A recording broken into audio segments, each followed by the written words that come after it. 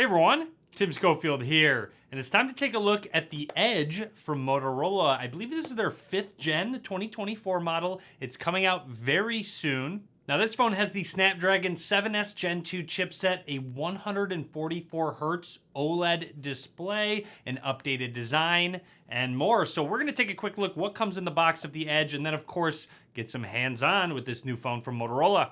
Let's get started.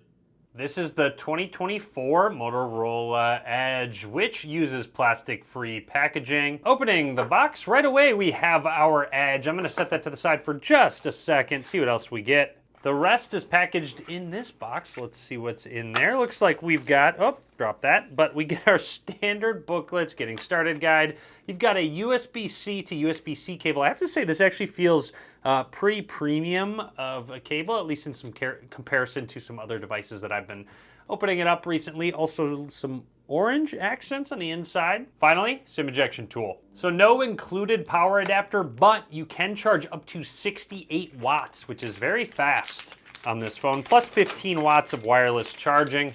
And here's a first look at the Edge from Motorola. That vegan leather back has a good amount of grip. We'll talk more about that in just a second. Also feels fairly compact in my hand, to be completely honest. Now, while this boots up, we're gonna take a closer look at the hardware. So down at the bottom, we've got our SIM card slot, a USB Type-C port, microphone, one of our speakers. Moving along on the right side here, looks like, is that a microphone? I believe that's a microphone there on the right side, but beneath the power button, and then the volume rockers right above that. Very minimal camera bump overall, and then up towards the top here is another microphone. Along the left side is something interesting. It is what Motorola is calling a quick button. It's just a quick shortcut button, similar to that on the iPhone, and then that's about it on the left side. Flipping it over on the back, you can just take a closer look at the texture and color of the back. I do like Motorola's new design that's pretty uniform throughout their lineup. I'm actually a fan of it. So on the back, you can already see it, 50 megapixel with optical image stabilization main sensor, and the second sensor is a 13 megapixel ultra wide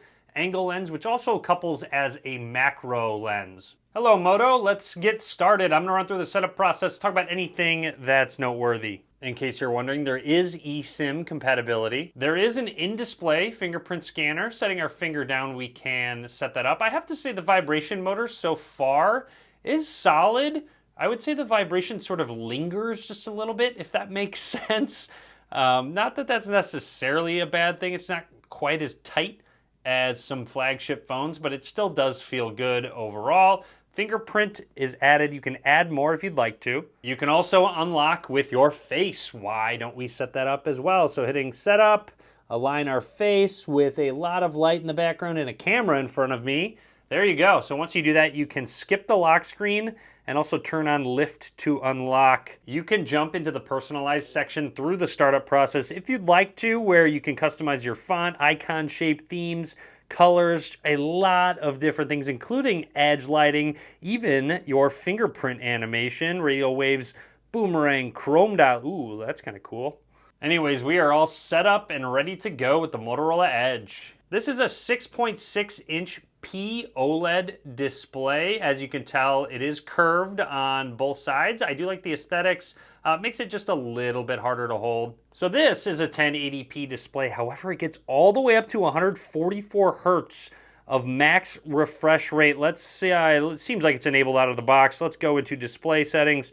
Scroll down, display refresh rate set to auto, but you can force 144 hertz, 120 hertz, or 60 hertz. 60 hertz will save the most battery life, but pretty cool that you can force all the way up to 144 hertz. It looks really smooth. On top of that, you can change the colors, natural, radiant, or vivid. There's a group of different options, and change the color temperature of the specific display. Also, there's where that edge light settings are, and even a flicker prevention. Let's open our camera up for the first time, snap some quick pictures. See maybe just a little bit of shutter lag there, but nothing too crazy. It does give you the option to go to 0.5x, which is that ultra wide angle lens, and you can zoom in 2x, but this is just all digital zoom. But if you really wanted to zoom in, you can zoom in all the way up to 10x. And you'll see this macro icon here. So you hold this up to that ultra wide angle lens and you can see I get really, really close to the subject and it can actually keep focus of it. Let's go over to video, and I want to change this to 4K and 60 frames per second. So that's the highest resolution and frame rate you can shoot in. There is a slow motion option as well. You can have HD or full HD, 120 frames per second with full HD, 240 with 720p. Portrait mode gives you a few different focal lengths, plus you can change the blur of the background. Pro mode, always nice to have that handy when taking pictures. And if we go into more, is where your night vision is going to be spot color, even ultra res, which will give you that 50 megapixel shot. In terms of a couple specs, you do get a 5,000 milliamp hour battery plus an IP68 rating. I have to say this phone is fairly light as well. So let's show off that quick button. So if I press it here, it looks like it brings up the Motorola app. Now, if I press and hold it, it brings me to different settings. So right now, like I said, launching the Motorola app is a single press, double press for ready for if you connect to a PC or display. Walkie-talkie, press and hold the quick button to speak with team members in real time. That's pretty interesting. So you'll see if we go into settings, you can open up applications, go to a search for Google. There's a lot of different things that you can actually manage with that specific button. So if for some reason you wanted to switch it to camera, let's go home. I press it once, the camera app should open. It didn't. I think you have to kind of hold it. You can't just briefly tap it. That's actually worth noting. Let's try that again. I'm going to briefly tap it.